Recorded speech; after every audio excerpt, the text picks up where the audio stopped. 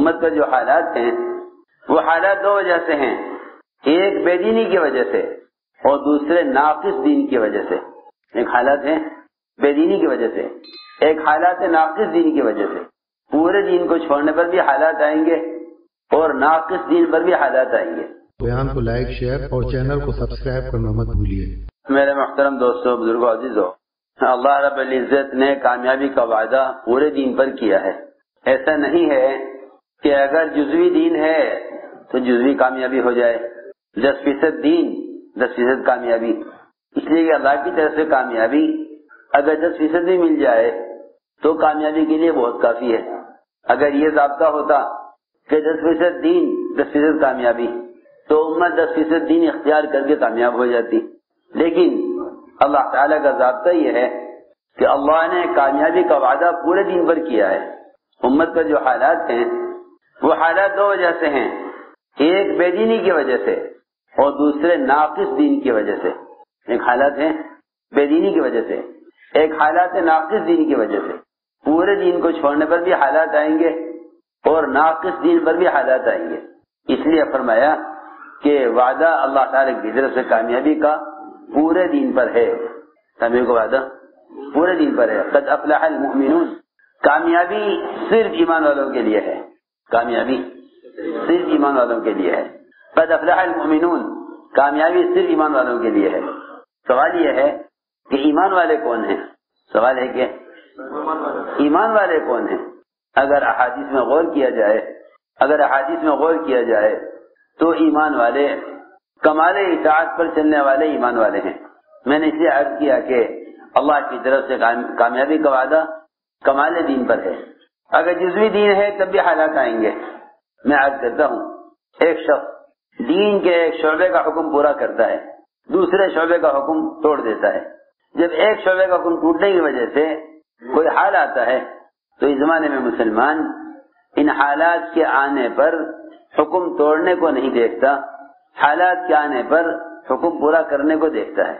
حالات آنے پر یعنی مطلب یہ ہے کہ جب کوئی حال آتا ہے، قرض کا، بیماری کا، مقدمے کا، کسی بھی طرح کی پریشانی کا، تو مسلمان اپنے اعمال اور اپنی عبادات پر غور کرنے لگتا ہے کہ جب میں یہ عمل کر رہا ہوں تو یہ حال کیوں آیا۔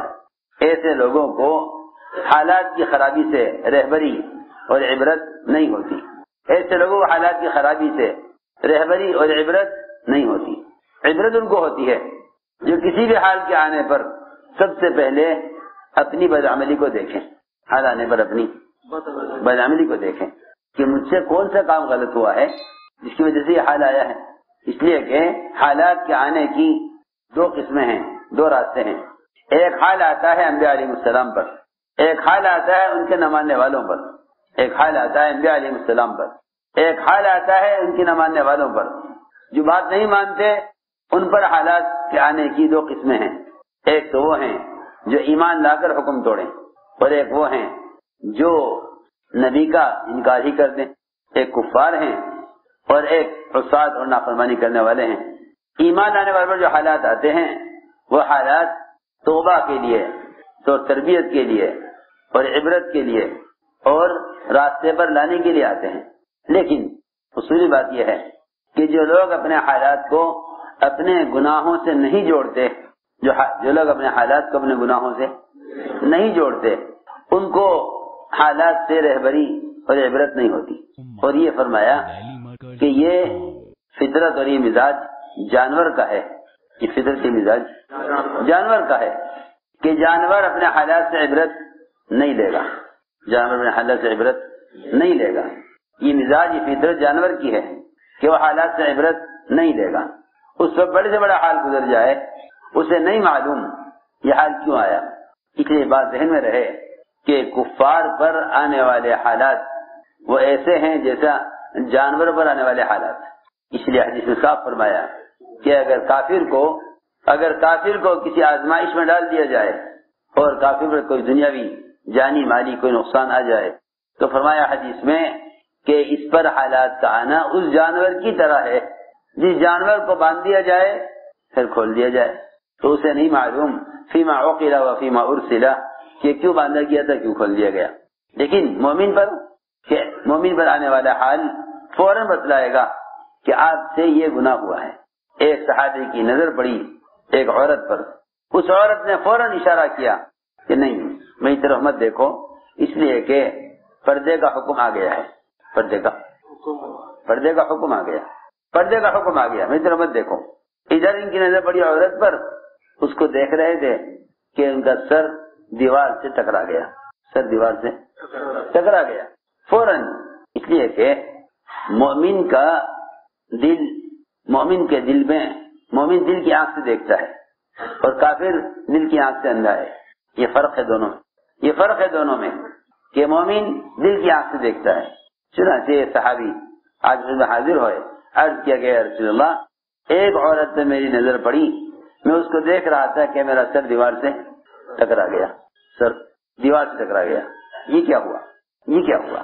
اللہ اکبر! آپ غور کریں، صرف دیوار سے سر کا ٹکرا جانا جو کوئی بڑا حادثہ یا کوئی بہت بڑی تکلیف یا کوئی بہت بڑا نقصان نہیں ہے، اس سے صحابی عبرت لے رہے، اور یہاں ٹرین ٹکرا جائیں، جہاز ٹکرا جائیں، دو ملک ٹکرا جائیں، گاڑیاں ٹکرا جائیں، لوگ کہتے ہیں کہ اتفاقی حادثہ ہے۔ کیا کہتے ہیں؟ اتفاقی حادثہ ہے، یہ تو اتفاق ہو گیا ہے۔ اس لیے کہ جو کائنات میں آنے والی تبدیلی کو کائنات سے جوڑتے ہیں، انہیں کبھی اللہ کا اور اپنے بداعمال کا خیال کبھی نہیں آتا، اللہ کا خیال نہیں آتا۔ اس لیے کہ سمجھتے ہیں کہ کائنات کا نظام کائنات سے چل رہا ہے، یہ کائنات میں بہت سی چیزیں ایک ساتھ جمع ہیں، اس لیے کبھی کبھی ایک چیز دوسری چیز سے ٹکرا جاتی ہے، یہ اتفاقی چیز ہے۔ نظر کریں کہ گاڑیاں ٹکرا جائیں، لوگ کہتے ہیں کہ اتفاق سے ہو گیا، وہاں سر دیوار سے ٹکرا گیا کہ نہیں، کوئی بات ہے، اللہ نے میرا سر اس دیوار کے ساتھ کیوں ٹکرایا، اللہ نے میرا سر دیوار سے کیوں لگایا، چلو چل کے پوچھو۔ آپ نے فرمایا کہ ہاں، مومن بندہ اگر اس سے کوئی گناہ ہو جاتا ہے تو اللہ رب العزت اس کی تنبیہ کے لیے فوراً سزا دیتے ہیں، دنیا میں فوراً سزا دیتے ہیں، طہارت کے لیے، گناہ سے پاک کرنے کے لیے، تربیت کے لیے اور راستے پر لانے کے لیے۔ لیکن کافر پر آنے والے حالات سے کافر عبرت نہیں لیتا، یہاں تک کہ اس پر وہ حال آ جاتا ہے کہ جب اللہ کا عذاب پہنچ جاتا ہے تو پھر اس کا ایمان لانا اسے کوئی نفع نہیں دیتا۔ تو میں نے عرض کیا کہ سب سے بنیادی بات یہ ہے کہ مومن حالات سے عبرت لے۔ تو میں نے عرض کیا کہ ہم ایک لائن کا حکم پورا کرتے ہیں، ایک لائن کا حکم توڑ دیتے ہیں۔ جب حال آتا ہے تو اپنے نیک اعمال یاد کرتے ہیں، جب حال آتا ہے تو نیک اعمال یاد کرتے ہیں کہ ہم جب یہ اعمال کر رہے ہیں تو پھر یہ حالات کیوں آ رہے ہیں۔ تو مثال لے کر فرماتے تھے کہ ایک اشارہ توڑ دیا، ایک لال بتی پار کر گیا، نکل گیا، اگلی آئی اس کو بھی پار کر گیا، نکل گیا، تیسری بار آ کر ٹھہر گیا، تیسری بار آ کر ٹھہر گیا، اسی پر آ کر پکڑا گیا، اس پر آ کر پکڑا گیا۔ سب کو یہ اشکال ہے کہ اس آدمی کے ساتھ ظلم کیا گیا ہے اور یہ آدمی مظلوم ہے، اس کو ظلماً پکڑا گیا ہے۔ وہ خود بھی یہ کہہ رہا ہے کہ میری کوئی غلطی نہیں تھی، اس لیے کہ ہر شخص اپنے حال کو دیکھ کر چل رہا ہے، ہر شخص اپنے موجودہ حال کو دیکھ کر چل رہا ہے۔ پکڑ اس وقت آئی جب اطاعت پر تھے، جب اطاعت پر تھے، اس نے اس پر نہیں پکڑا کہ آپ یہاں رک گئے، اس نے اس پر پکڑا ہے کہ آپ اس سے پہلے 2 بتی توڑ کر آئے ہیں۔ یہ مثال دے کے فرماتے پکڑ اس پر نہیں آئی ہے کہ آپ نے یہاں حکم نہیں توڑا، بلکہ پکڑ اس پر آئی ہے کہ آپ اس سے پہلے حکم توڑ کر آئے ہیں۔ تو جو لوگ اپنے حال کو دیکھ کر چلتے ہیں وہ ماضی کو بھول جاتے ہیں۔ اس لیے فرمایا کہ زندگی میں پورا دین لاؤ، کہ پورے کامیابی کا وعدہ پورے دین پر ہے، اس لیے امن اور ہدایت ان لوگوں کے لیے ہے جو اپنے ایمان کے ساتھ شرک کوئی آمیزش نہ کریں اپنے ایمان کے ساتھ شرک کو نہ ملائیں، ان کے لیے امن اور ہدایت کا وعدہ ہے۔ کیا مطلب شرک کو ملانا؟ حضرت فرماتے تھے مسلمان زندگی کے جس شعبے میں بھی غیروں کے طریقے کو اختیار کرے گا، اللہ رب العزت ان کے حالات کو بگاڑیں گے، اللہ ان کے حالات کو بگاڑیں گے۔ مسلمان جس لائن میں بھی غیروں کے طریقے کو اختیار کرے گا، اللہ ان کے حالات کو بگاڑیں گے۔ اس لیے کہ امر و ہدایت کا وعدہ پورے دین پر ہے۔ فرمایا ادخلوا فی السلم کافہ، اسلام میں پورے داخل ہو جاؤ، اسلام میں پورے داخل ہو جاؤ، اسلام میں پورے داخل ہو جاؤ۔ اس لیے حضور اکرم صلی اللہ علیہ وسلم کے زمانے میں ایمان اصل اطاعت کا نام تھا، ایمان اصل اطاعت کا نام تھا۔ صحیح حدیث میں ہے کہ مومن نکیل پڑے ہوئے اونٹ کو کہا جاتا ہے۔ مومن ایسا ہے جیسا نکیل پڑا ہوا اونٹ، کہ مومن ایسا ہے اللہ کی اطاعت میں جیسا نکیل پڑا ہوا اونٹ، جہاں چلاؤ وہاں چلے، جہاں بچھاؤ وہاں بیٹھ جائے، جہاں چلاؤ وہاں چلے، جہاں بچھاؤ وہاں بیٹھ جائے۔ کہ مومن اللہ کی اطاعت میں نکیل پڑے ہوئے اونٹ کی طرح ہوتا ہے۔ اس لیے اللہ تعالیٰ کی طرف سے جو احکام آتے ہیں وہ انسان کی اپنی چاہت اور اپنی خواہش اور اپنی طبیعت کے خلاف آتے ہیں، کہ تم اپنی چاہت کو ہماری چاہت پر قربان کرو۔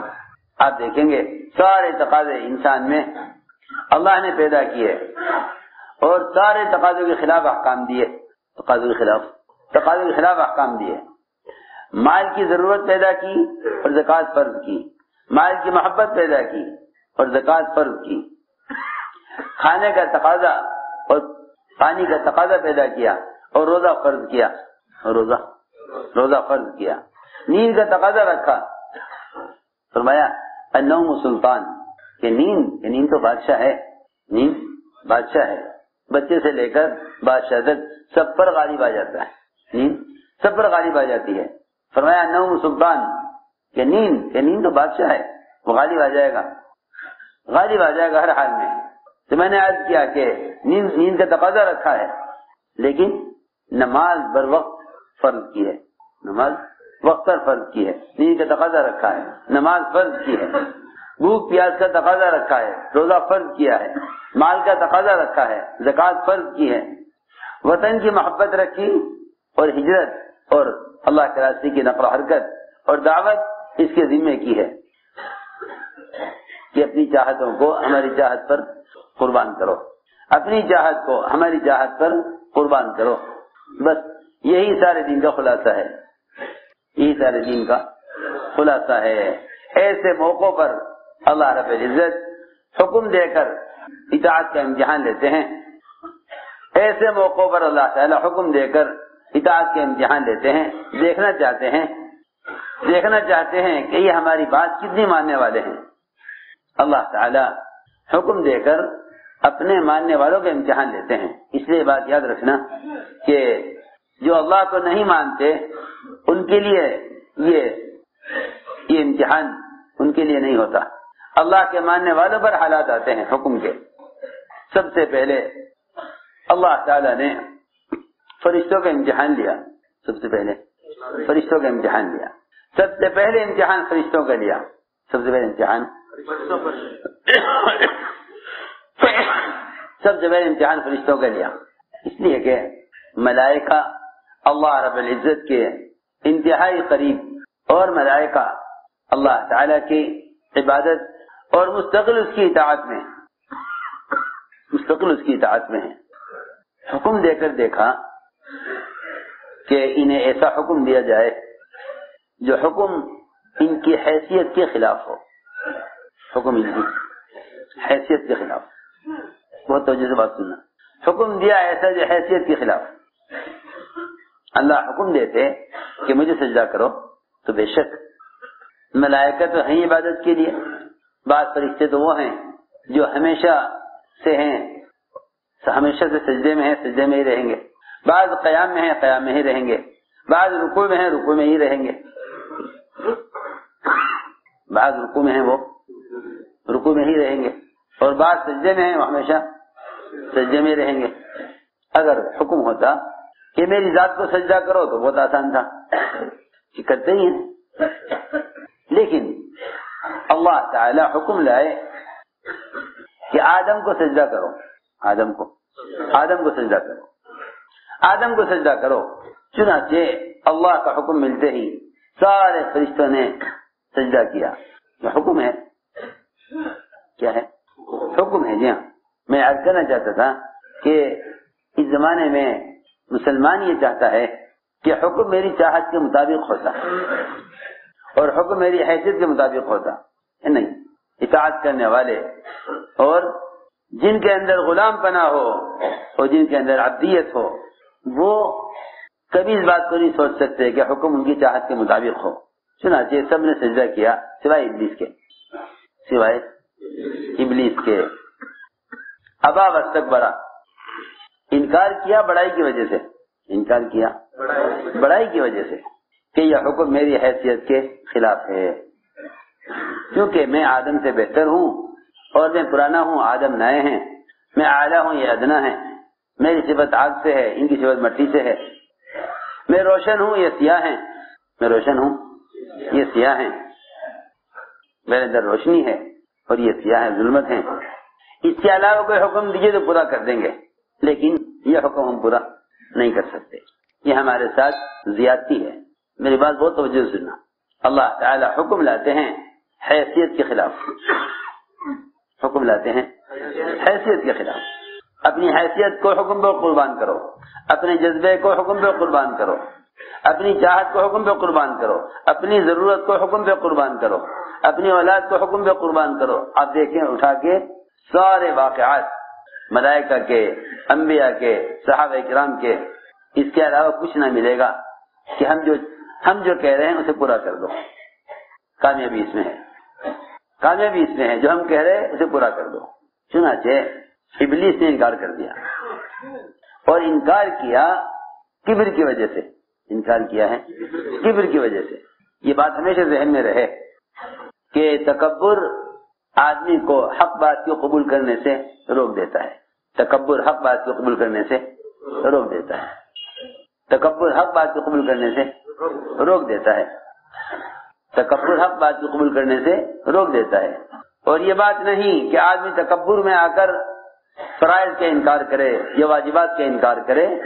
اگر آدمی کبر کی وجہ سے ایک کھانا کھانے کی سنت کا بھی انکار کر دے, کھانا کھانے کی, ایک کھانا جو انبیاء کی بعثت کا مقصد نہیں ہے, کھانا جو نبی کی بعثت کا مقصد نہیں ہے, اس کھانے کی ایک سنت, اس کھانے کی ایک سنت کہ دائیں ہاتھ سے کھانا کھایا جائے, اگر تکبر کی وجہ سے اس کا انکار بھی نہیں بلکہ تکبر کی وجہ سے کوئی جھوٹا عذر بھی کر دے, جھوٹا عذر بھی کر دے, تو اتنا کر دینے سے ہاتھ کی قوت ختم ہو سکتی ہے.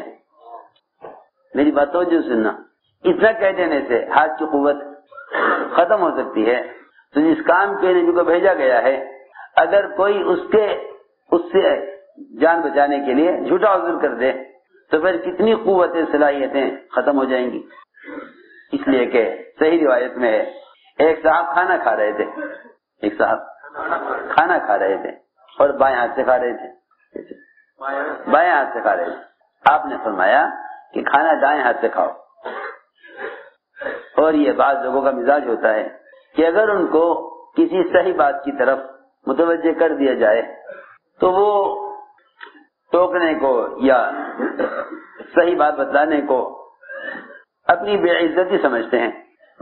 سامنے والے کو خاموش کرنے کے لیے کوئی جھوٹا عذر پیش کر دیتے ہیں, سامنے والے کو خاموش کرنے کے لیے کوئی جھوٹا عذر پیش کر دیتے ہیں. یہ مزاج ہے لوگوں کا, یہ مزاج ہے لوگوں کا. حالانکہ ٹوکنے والے کو ہمیشہ اپنے محسن سمجھنا چاہیے. ٹوکنے والا ہمارا محسن ہے, جی ہاں, ٹوکنے والا ہمارا محسن ہے, ٹوکنے والا محسن ہے, کیونکہ ٹوکنے والے کو ہمیشہ محسن سمجھو. اس لیے کہ غلط بات سے ٹوکنے والا ایسا ہے, غلط بات سے ٹوکنے والا آدمی ایسا ہے جیسا کسی کو گڑھے میں گرنے سے بچا لے، کسی کو گڑھے میں گرنے سے بچا لے. کوئی نابینا ہے، اندھا ہے، جا رہا تھا گڑھے کی طرف، دوسرے نے لپک کر ہاتھ پکڑ لیا. حضور اکرم صلی اللہ علیہ وسلم نے اپنی اور امت کی مثال اسی طرح دی ہے.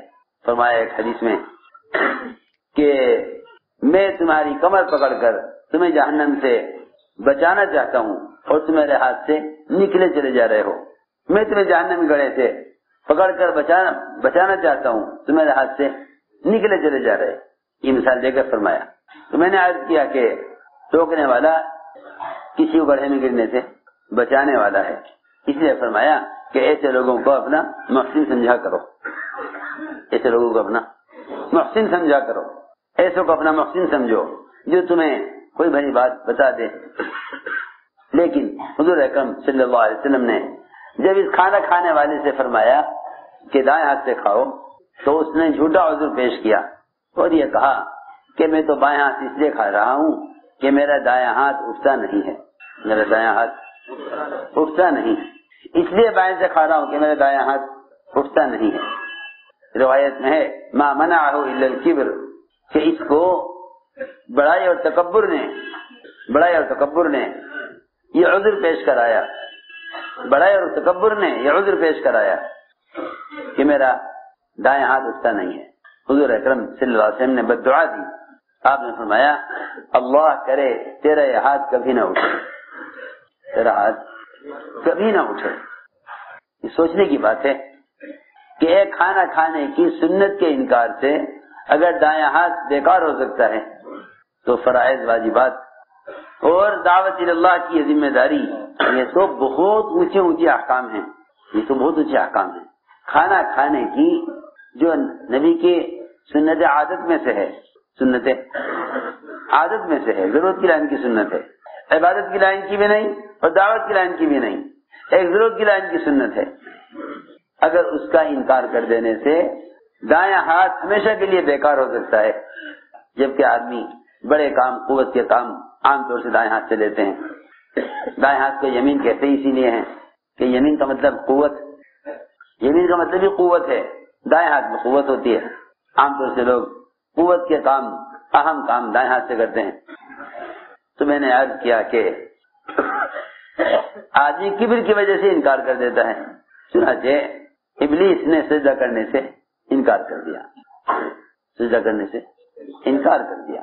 دیکھو میری بات دھیان سے سننا، یہاں یہ نہیں دیکھا جائے گا کہ بھائی اتنے سال سے عبادت کرتا تھا اور اتنا عرصہ عبادت کی ہے، اگر ایک غلطی ہو گئی، اگر ایک غلطی ہو گئی تو چھوڑ دو، کوئی بات نہیں. سنو توجہ سے بات، ایک غلطی ہو گئی چھوڑ دو، کوئی بات نہیں. اتنی عبادت کی اس کو دیکھنا چاہیے، ایک غلطی کو کیا دیکھنا، ایسا نہیں ہے. کیوں؟ اس لیے کہ آدمی غلطی کر کے ہلاکت سے بچ سکتا ہے، غلطی کر کے ہلاکت سے بچ سکتا ہے، بشرط یہ کہ دو باتیں پائی جائیں. تو آدمی غلطی کر کے ہلاکت سے بچ سکتا ہے. غلطی کر کے ہلاکت سے بچ سکتا ہے دو شرطوں پر. پہلی شرط تو یہ ہے کہ یہ انکار کرنا کبر کی وجہ سے نہ ہو. دوسری شرط یہ ہے کہ گناہ کرنے کے بعد اپنی غلطی تسلیم کر لے. غلطی ہوگی. یہ دو شرطیں ہیں. اگر یہ دو شرطیں ہیں تو آدمی گناہ کر کے تباہی سے بچ سکتا ہے. اگر یہ دو شرطیں ہیں کہ غلطی ہو گئی، غلطی کا اعتراف کر لے تو تباہ ہونے سے بچ سکتا ہے اور واپس اپنی جگہ پر آ سکتا ہے. اور اگر غلطی کر کے اڑ جائے تو غلطی کر کر اڑ جائے گا تو پھر یہ تباہی سے بچ نہیں سکتا اور واپس نہیں آ سکتا. غلطی کر کے اڑ جائے. ہاں، ایک قسم وہ ہے جو غلطی کر کے ڈر جاتے ہیں. آدم علیہ السلام سے بھی غلطی ہوئی. اللہ نے کہا اس درخت سے مت کھانا، تمہارے لیے جنت کی ساری نعمتیں ہیں، ساری نعمتیں تمہارے لیے جنت کی ہیں. لیکن عجیب بات یہ ہے کہ جنت جیسی جگہ جہاں ہر خواہش پوری ہو، جہاں ہر خواہش پوری ہو، وہاں اللہ تعالیٰ نے صرف ایک درخت کے بارے میں کہہ دیا کہ اس کے قریب مت جانا، اس کے قریب مت جانا۔ دیکھو میری بات یاد رکھو، جہاں کوئی حکم نہیں ہے، جہاں کوئی حکم نہیں، خواہش ہی خواہش ہے، خواہش ہی خواہش ہے، نعمتیں ہی نعمتیں ہیں۔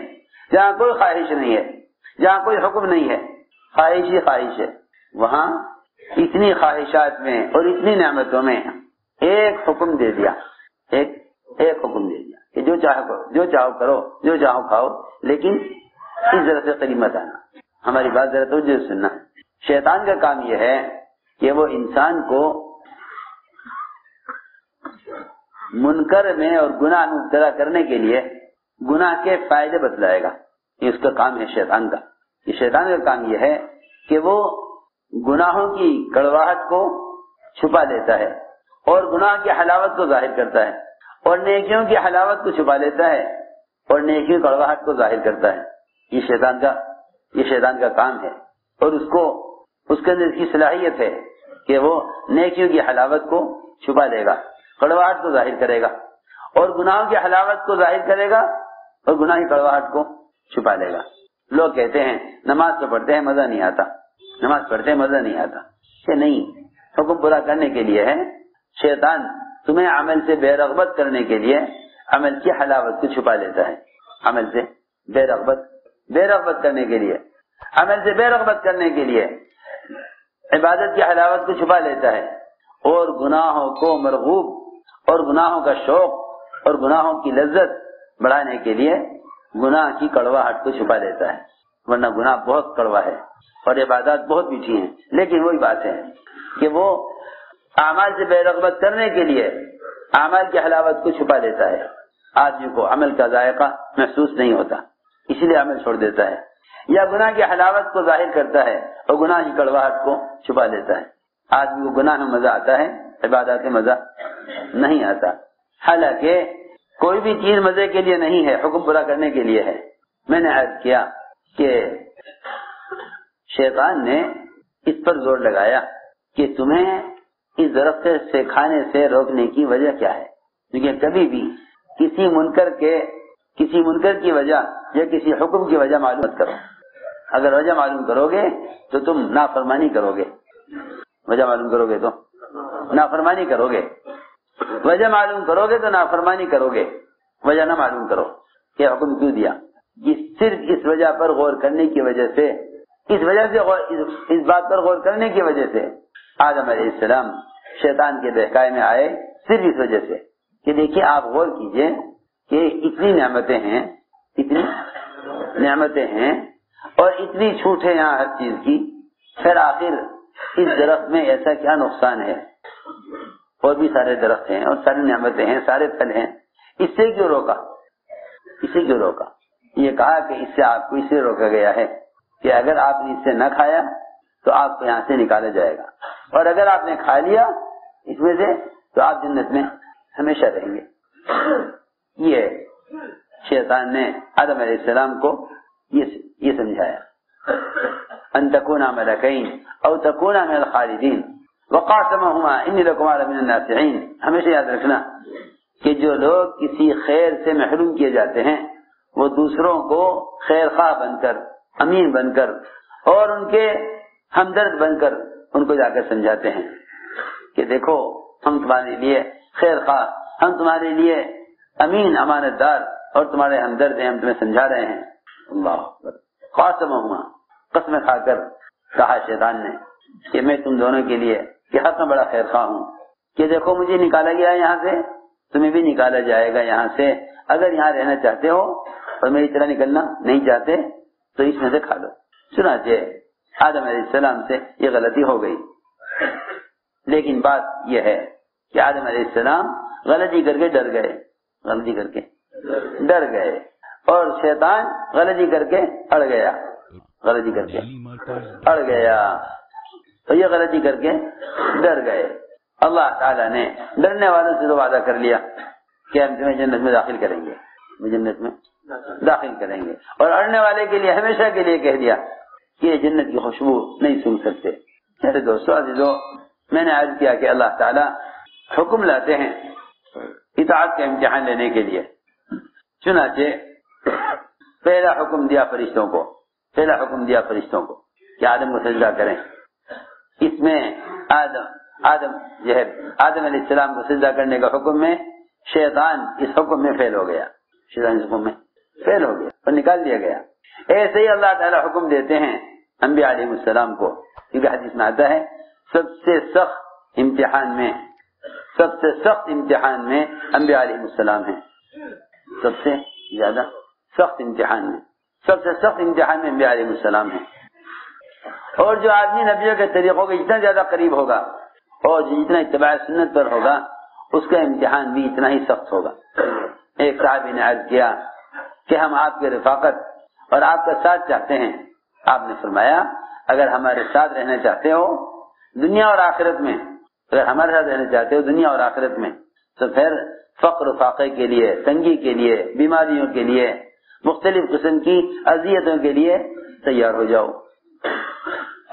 اس لیے کہ جتنا تیزی سے پہاڑ کی چوٹی سے پانی نیچے کی طرف آتا ہے، جتنا تیزی سے پہاڑ کی چوٹی سے پانی نیچے کی طرف آتا ہے.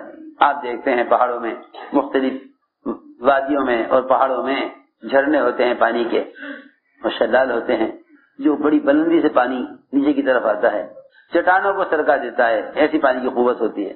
یہ فرمایا کہ ان پر حالات اور بیماریاں اور پریشانیاں اس سے بھی زیادہ قوت سے آئیں گی جتنا پانی پہاڑ کی چوٹی سے نیچے کی طرف تیزی سے آتا ہے. اس سے بھی زیادہ حالات آئیں گے ان لوگوں پر جو ہمارے قریب آئیں گے. فرمایا فقر اور تنگی کے لیے، بیماریوں کے لیے اپنے آپ کو تیار کر لو اگر ہمارا ساتھ چاہتے ہو. تو میں نے عرض کیا کہ اللہ تعالیٰ انبیاء علیہ السلام کا امتحان لیتے ہیں. ہر آدمی کے اندر ایک جذبہ ہوتا ہے. سب سے بڑا جذبہ انسان میں اولاد کا ہوتا ہے. اولاد کے لیے شادی، اولاد کے لیے یہاں تک کہ فرمایا کہ اولاد مجھلہ اور مجبنہ اور مبخلہ ہے. یعنی آدمی بخیل ہوتا ہے اولاد کی وجہ سے، بزدل ہو جاتا ہے اولاد کی وجہ سے، اور نادانی کی حرکت کرتا ہے اولاد کی وجہ سے. اولاد کا ہونا ایک فطری تقاضا ہے انسان کے اندر. اولاد کا ہونا انسان کے اندر ایک فطری تقاضا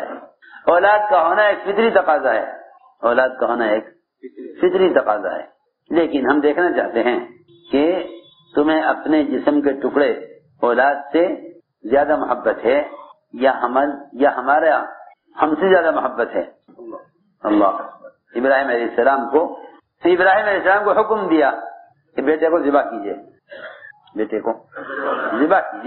ہم اطاعت کے امتحان لینا چاہتے ہیں. بیٹے کو ذبح کیجئے، ہم اطاعت کے امتحان لینا چاہتے ہیں. حالانکہ اولاد کا جذبہ اولاد کے لیے نہیں، انبیاء علیہ السلام میں اولاد کا جذبہ دین کی حفاظت کے لیے ہوتا ہے. اولاد کا جذبہ دین کی حفاظت کے لیے، اولاد کا جذبہ دین کی حفاظت کے لیے. اس زمانے میں تو تاجر کو اولاد کا جذبہ تجارت کے لیے ہے، زمیندار کو زمینداری کے لیے ہے، حاکم کو حکومت کے لیے ہے. لیکن انبیاء علیہ السلام میں اولاد کا جذبہ دین کی حفاظت کے لیے ہوتا ہے. اللہ نے اولاد دی. جب بچہ ایسا ہو گیا دوڑنے بھاگنے قابل اور کچھ امیدیں ہونے لگیں کہ ہاں یہ اس قابل ہوگا، کیا آگے دین کا کام کرے گا یا نبوت کی ذمہ داری یا جو ہے اللہ کی سے ملنے والی امانت کی حفاظت کرے گا، تو حکم آیا کہ اس کو ذبح کر دو. اس کو ذبح کرو. ٹھیک ہے، حکم ہے. کیا ہے؟ اس کی گنجائش نہیں ہے کہ آپ اللہ سے پوچھیں کہ اس کا حکم کیوں دیا. حکم ہے کہ اس کو ذبح کر دو. ابراہیم علیہ السلام نے بیٹے کو ذبح کرنے کا حکم نہیں دیا. بیٹے سے یہ نہ کہا کہ میرا حکم ہے تم ذبح ہو جاؤ، کیونکہ مجھے تو اللہ کا حکم پورا کرنا ہے. سنو، یہ نہیں کہا بیٹے سے کہ اللہ کا حکم ہے ذبح ہو جاؤ، کیونکہ اس میں اس بات کا اندیشہ تھا کہ بیٹا باپ کے حکم کی وجہ سے ذبح ہو رہا ہے. سنو غور سے. یہ فرمایا کہ تم دین کا کوئی بھی عمل، کوئی بھی حکم، کسی کام کو مخلوق کے حکم کی وجہ سے مت کرو. کسی بھی کام کو، اللہ اکبر، اگر جان دینی بھی ہے تو مخلوق کے حکم سے نہیں، خالق کے حکم سے دو. دیکھو میں بہت اہم بات کہہ رہا، جس کام کو بھی کرو اللہ کے امر کی وجہ سے کرو. مخلوق کے امر کی وجہ سے نہیں، اس کے حکم سے، اللہ کے حکم سے کرو۔ کیوں؟ اس لیے کہ جس مخلوق کے لیے تم حکم کرو گے یہ مخلوق آج ہے کل نہیں ہے، یہ مخلوق آج ہے کل نہیں ہے۔ ابوبکر رضی اللہ تعالیٰ نے یہی فرمایا تھا کہ جو آدمی کام کر رہا ہو صرف اس لیے کہ محمد صلی اللہ علیہ وسلم کا حکم تھا، سنو صاف بات ہے، جو آدمی اس لیے کر رہا ہو عمل کہ محمد صلی اللہ علیہ وسلم کا حکم ہے اس لیے کر رہا ہو، وہ تو سمجھ لے کہ اس کا معبود دنیا سے چلا گیا۔ اور جو آدمی اللہ کا حکم، اللہ کے حکم کی وجہ سے اور اس کی عبادت اللہ کے امر کی وجہ سے کر رہا تھا، وہ اللہ تعالی ہمیشہ سے ہے، ہمیشہ رہے گا۔ وہ صاف فرمایا کہ جو آدمی اس لیے کرتا ہو عبادت محمد صلی اللہ علیہ وسلم کے لیے کرتا ہو، وہ سمجھ لے کہ اس کا معبود دنیا سے چلا گیا۔ من کان یعبد محمد فإن محمد قد مات، کہ محمد دنیا سے چلے گئے صلی اللہ علیہ وسلم۔ یعنی میں عرض کرنا چاہتا ہوں کہ صرف سارے احکام تو بے شک اپنی جگہ، لیکن اللہ کے لیے جان دینے میں بھی یہ نہیں دیکھا گیا کہ باپ کا حکم ہے۔ باپ نے بھی یہ نہیں کہا کہ اللہ کا حکم ہے، ارے سنو تو صحیح، باپ نے بھی یہ نہیں کہا کہ اللہ کا حکم ہے۔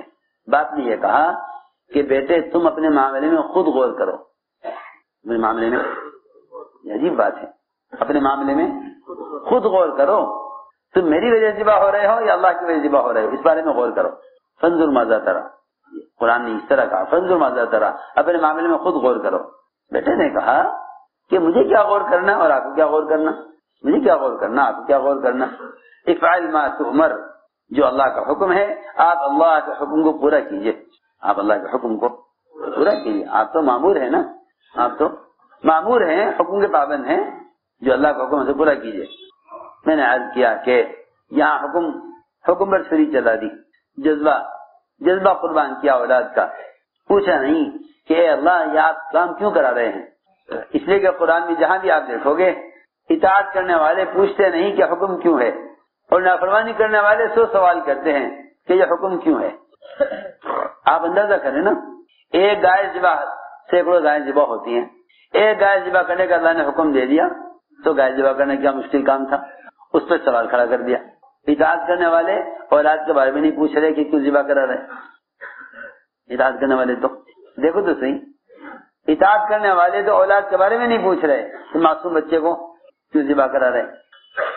اتنا بڑا ہو کر ذبح نہیں ہوا، اتنا بڑا ہونے پر ذبح کا حکم نہیں آیا۔ جتنا بڑا آدمی وہ حکم کا مکلف ہوتا ہے کہ نماز چھوڑنے کی وجہ سے یا کسی کو قتل کرنے کی وجہ سے یا شادی کرنے کے بعد نعوذ باللہ زنا کرنے کی وجہ سے کسی کو جو ہے قتل کیا جائے، معصوم بچہ، اور بچے فطرت اسلام پر ہوتے ہیں، معصوم بچے کو ذبح کرنے کا حکم دیا، جس کے بارے میں یہ سوال بھی نہیں ہو سکتا کہ اس سے کیا جرم ہوا ہے، ابھی تو یہ جرم کرنے گناہ کرنے کی حد کو نہیں پہنچا۔ دیکھو میں ضرور عبادت کر رہا، ایک بچے کو ذبح کرنے کا حکم، اس میں تو وجہ نہیں پوچھی کیوں ذبح کرا رہے، کیونکہ اطاعت کرنے والوں کو حکم ملا ہے۔ وہاں حکم ملا بنی اسرائیل کو کہ ایک گائے ذبح کر دو۔ گائے ذبح کرنا کون سی بڑی بات ہے، گائے ذبح کرنا کون سی بڑی بات تھی، لیکن انہوں نے اس میں سوالات کھڑے کیے، کیوں کرا رہے، کیا وجہ ہے، اللہ کی ضرورت پیش آئے گائے ذبح کرانے کی، سوالات پیدا کیے، سوالات پیدا کیے کہ کیوں کرا رہے۔ اللہ نے بھی گائے کے متعلق ایسی صفات بیان کی کہ جس سے گائے کا ذبح کرنا اور مشکل ہو گیا، گائے ذبح کرنا اور مشکل ہو گیا۔ اللہ نے بھی ان کے سوالات پر سوال کھڑا کر دیا، ان کے سوالات پر مشکل پیدا کر دی کہ گائے ایسی ہونی چاہیے، ایسی ہونی چاہیے، ایسی ہونی چاہیے۔ میں عرض کر رہا تھا کہ اطاعت کرنے والے تو معصوم بچے کے بارے میں بھی سوال نہ کریں گے، اور انکار کرنے والے حکم سے وہ سوالات پیدا کریں گے۔ آج بھی یہی بات ہے، جنہیں کام نہیں کرنا ہوتا وہ سوالات کے سوالات ہی کرتے رہتے ہیں، اور جنہیں کام کرنا ہوتا ہے وہ کام کر گزرتے ہیں، جنہیں کام کرنا ہوتا ہے۔ جو سوالات پیدا کرتے ہیں وہ لوگ ہوتے ہیں جنہیں کام کرنا نہیں ہوتا۔ اسی لیے فرمایا حدیث میں، فرمایا کہ تم سے پہلے کے لوگ ہلاک ہو گئے اپنے نبیوں سے کثرت سے سوال کرنے کی وجہ سے، نبیوں سے کثرت سے سوال کرنے کی وجہ سے ہلاک ہو گئے لوگ۔ ہلاکت کی وجہ یہ ہے کہ جو اطاعت نہیں چاہتے، کام کرنا نہیں چاہتے، وہ سوالات پیدا کرتے ہیں۔ آپ نے فرمایا کہ اللہ نے تم پر حج فرض کر دیا، صحیح حدیث ہے، اللہ نے تم پر حج فرض کر دیا۔ ایک صحابی نے پوچھا، سوال کیا فوراً کہ جی ہر سال حج فرض ہوگا؟ آپ نے کوئی جواب نہیں دیا۔ پھر صحابی نے کہا میں پوچھ رہا ہوں ہر سال حج کرنا ہے؟ آپ نے کوئی جواب نہیں دیا۔ صحابی نے پھر کہا میں پوچھ رہا ہوں جی سوال کا جواب دے دیں، ہر سال حج کرنا ہے؟ آپ نے کوئی جواب نہیں دیا۔ یہ سوال اتنا غلط سوال تھا کہ اگر آپ کہہ دیتے ہر سال تو ہر سال کے لیے حج فرض ہو جاتا، ہر سال کے لیے حج فرض ہو جاتا۔ کوئی جواب نہیں دیا، آپ نے کوئی جواب نہیں دیا۔ اور یہ سوال پہ سوال آپ نے فرمایا اگر میں بول پڑتا تمہارے لیے مشکل پیدا ہو جاتی، اس لیے فرمایا کہ نبی کا تمہارے سوالات سے خاموش رہنا یہ خود تمہارے لیے ایک رحمت ہے، جتنا کہا گیا اتنا کر لو، جتنا کہا گیا اتنا کر لو، بس جتنا کہا گیا اتنا کر لو، کیوں مشکل پیدا کرو سوال کر کے۔ تو میں مثالیں دے رہا ہوں کہ ایمان والے کیسے اطاعت پر ہوتے ہیں، اندر جذبہ ہوتا ہے عبادت کا اور حکم آتا ہے اس کے خلاف۔ سارے صحابہ آپ نے خواب میں دیکھا کہ آپ عمرے کے لیے آئے مکہ مکرمہ، آپ نے صحابہ کو خواب سنایا اور بشارت بھی دے دی خواب کی کہ انشاءاللہ عمرہ کریں گے۔ اس پر سب صحابہ تیاری کر رہے، خوش ہو رہے، سارے عمرے کے ارادے سے آئے، لیکن مشرکین نے عمرہ کرنے سے روک دیا، عمرہ نہیں کرنے دیں گے، واپس جائیے۔ حضرت فرماتے تھے کہ کیا ہم حق پر نہیں ہیں؟ کیا اللہ کا وعدہ حق نہیں ہے؟ کہاں عمر، اللہ کا وعدہ حق ہے، اللہ کی مدد حق ہے، ہم حق پر ہیں، لیکن اللہ تعالی ہمیں اطاعت میں آزمانا چاہتے ہیں۔ سنو تو صحیح، بھائی شراب نہ پیو، اچھا جی نہیں پیئیں گے، حرام ہے۔ بھائی زنا مت کرو، جی نہیں کریں گے، حرام ہے۔ لیکن بیت اللہ کا طواف کرنے سے روک دیں، بیت اللہ کا طواف کرنے سے روک دیں، جو عبادت دنیا میں کہیں بھی نہیں ہو سکتی سوائے بیت اللہ کے۔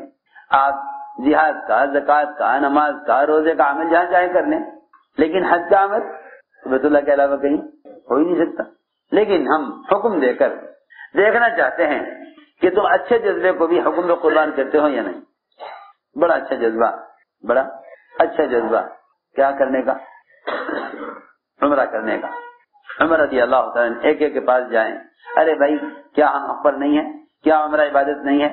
ہم کیوں دب کر صلاح کریں؟ کیا یہ گھر بیت اللہ کیا ان کی کفار کی جاگیر ہے؟ مسلمانوں کا سب کا ہے، کافر بھی کریں عبادت، مسلمان بھی کریں، یہ تو اللہ کا گھر ہے، اللہ سب کے ہیں۔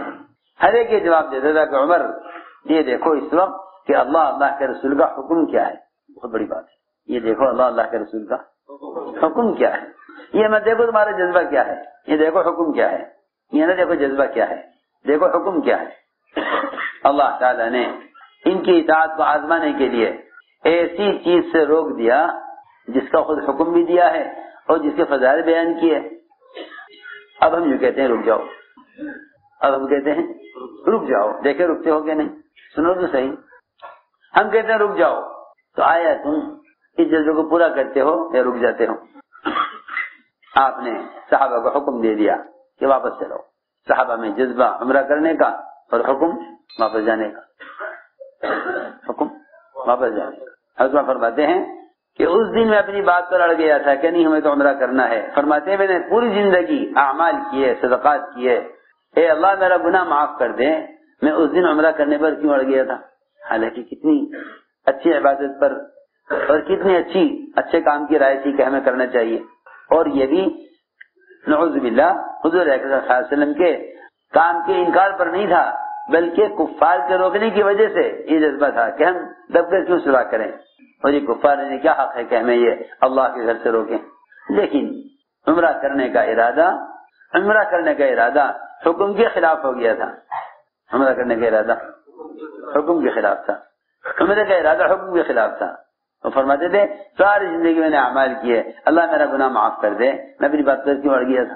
تو میں نے عرض کیا کہ اللہ تعالیٰ اس طرح بھی اطاعت میں آزماتے ہیں۔ دیکھو یہ واقعات اس لیے یاد رکھنے ضروری ہیں تاکہ مسلمان ہر قدم پر سوچے کہ اب اللہ کا کیا حکم ہے، اللہ کا کیا حکم ہے۔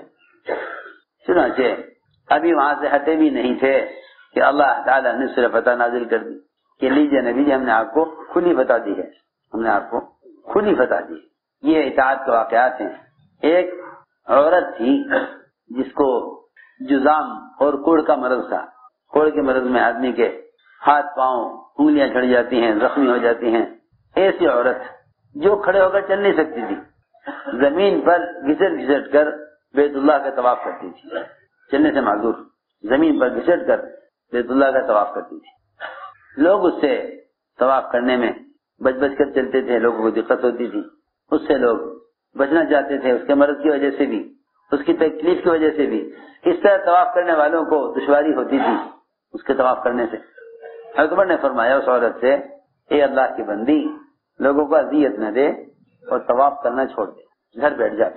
حضرت عمر کا حکم، حضرت عمر کا حکم دیکھو، حضرت عمر کا حکم، چھوڑ دے طواف، گھر بیٹھ جا. چنانچہ عورت نے طواف کرنا چھوڑ دیا اور گھر بیٹھ گئی.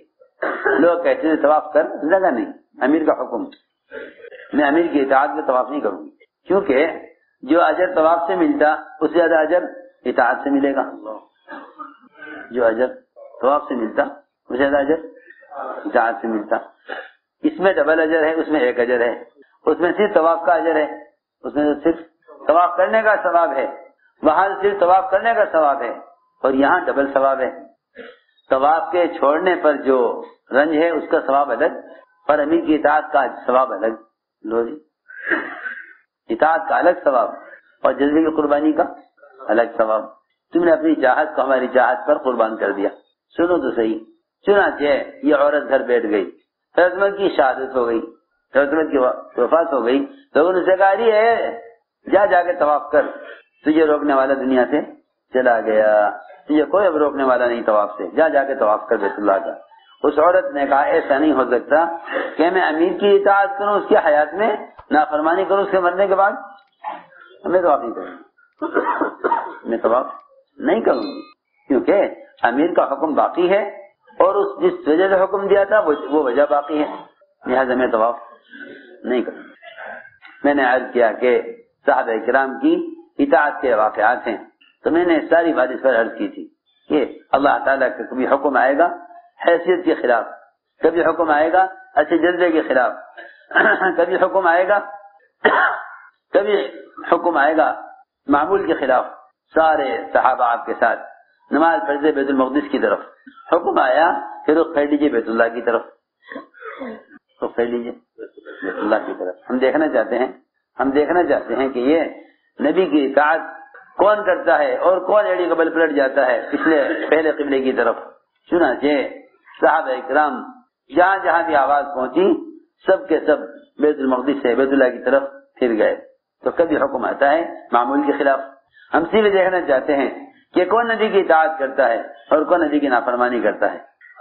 تو میرے دوستوں عزیزوں، یہ فرمایا کہ ایمان تو سراسر اطاعت کا نام ہے. ایمان سراسر اطاعت کا نام ہے. ایمان سراسر اطاعت کا نام ہے کہ مومن اللہ کی اطاعت میں نکیل پڑے ہوئے اونٹ کی طرح ہے. اس لیے اتنا ایمان سیکھنا ہر مومن کے ذمہ فرض عین ہے جتنا ایمان مومن کو حرام سے روک دے. جتنا ایمان مومن کو حرام سے روک دے اتنا ایمان سیکھنا ہر مومن کے ذمہ فرض عین ہے. بلکہ ایمان ایک ایسی حقیقت ہے جس کو مومن چھپا نہیں سکتا. ایمان ایک ایسی حقیقت ہے جس کو مومن چھپا نہیں سکتا. جیسے نفاق ایک ایسی بیماری ہے جس کو منافق چھپا نہیں سکتا. سنو غور سے. ایمان ایک ایسی حقیقت ہے جس کو مومن چھپا نہیں سکتا، اور نفاق ایسی بیماری ہے جس کو منافق چھپا نہیں سکتا.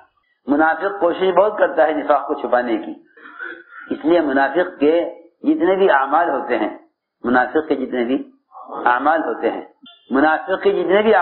ہیں وہ اعمال اسلام کو ظاہر کرنے کے لیے نہیں ہوتے، بلکہ منافق کے اعمال اپنے نفاق کو چھپانے کے لیے ہوتے ہیں. منافق کے اعمال نفاق کو چھپانے کے لیے، منافق کے اعمال اپنے نفاق کو چھپانے کے لیے ہوتے ہیں، اور مومن کے اعمال اسلام کو ظاہر کرنے کے لیے ہوتے ہیں. اور منافق کے جو اعمال ہوتے ہیں وہ نفاق کو چھپانے کے لیے ہوتے ہیں. وہ مسلمانوں کے ساتھ نماز اس لیے پڑھتے ہیں تاکہ ان کا نفاق چھپا رہے. میں نے عرض کیا کہ مومن اپنے اسلام کو ظاہر کرے گا. وقال اننی من المسلمین کا مطلب بھی یہی لکھا ہے بعض نے کہ وہ اپنے اسلام کو ظاہر کرے کہ ہاں میں مسلمان ہوں, میں مسلمان ہوں. میں نے عرض کیا کہ ایمان کی علامتیں چھپائی نہیں جا سکتی, ایمان کی علامتیں چھپائی نہیں جا سکتی. اس لیے حضور اکرم صلی اللہ علیہ وسلم نے ایمان کی ایسی علامتیں بیان کی ہیں کہ ان علامتوں کے بغیر ایمان والے کو ایمان والا کہا جانا مشکل ہے. ایسی علامتیں آپ نے بیان کی ہیں, سر سے لے کر پیر تک. اتباع سنت کے ایسے اعمال ہیں جس سے مسلمان پہچانا جائے گا.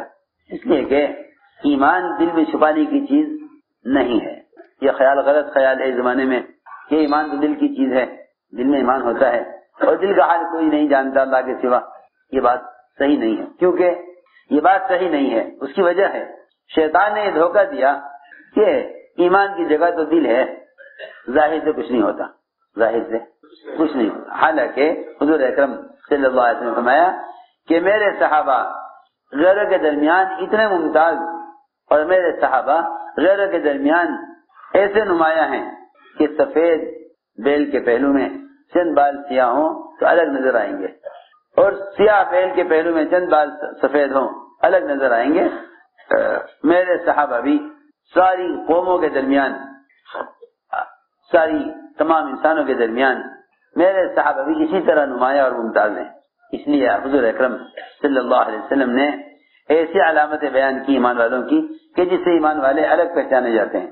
آپ کے یہاں ایک جماعت آئی, حضرت صحابہ میں یہ واقعہ نقل کیا کہ ایمانی صفات کیا ہیں. ایک جماعت آپ کے پاس آئی, ایک جماعت آپ کے پاس آئی. آپ کو جماعت کہتی ہے کہ حضور اکرم صلی اللہ علیہ وسلم ہمارے ظاہر کو دیکھ کر ہی سمجھے کہ ہم ایمان والے ہیں, ہمارے ظاہر کو دیکھ کر سمجھے کہ ہم ایمان والے ہیں. اس زمانے میں تو ہم مسلمان اتباع سنت کو چھوڑ کر یعنی حد ہو گئی کہ مسلمان اسلام کی علامتوں کو ظاہر کرنے سے شرماتا ہے. اس کا مطلب یہ ہے کہ دل کفر کی طرف مائل ہے. میری بات بہت توجہ سننی پڑے گی. اسلام کی علامتوں کو ظاہر نہ کرنا اس بات کی علامت ہے کہ اس کا دل کفر کی طرف مائل ہے. اسلام کی علامتوں کو ظاہر نہ کرنا اس بات کی علامت ہے کہ دل کفر کی طرف مائل ہے. کیونکہ اسلام ظاہر ہوتا ہے اتباع سنت سے, اسلام ظاہر ہوتا ہے اتباع سنت سے. لوگ سمجھتے ہیں کہ فرائض اسلام ہیں, اسلام کی بنیادیں, حالانکہ فرائض تو اسلام میں داخلے کی شرائط ہیں. جیسے کسی ملک میں داخلے کے لیے ویزا شرط ہوتا ہے, اس طرح اسلام میں داخل ہونے کی شرائط ہیں فرائض.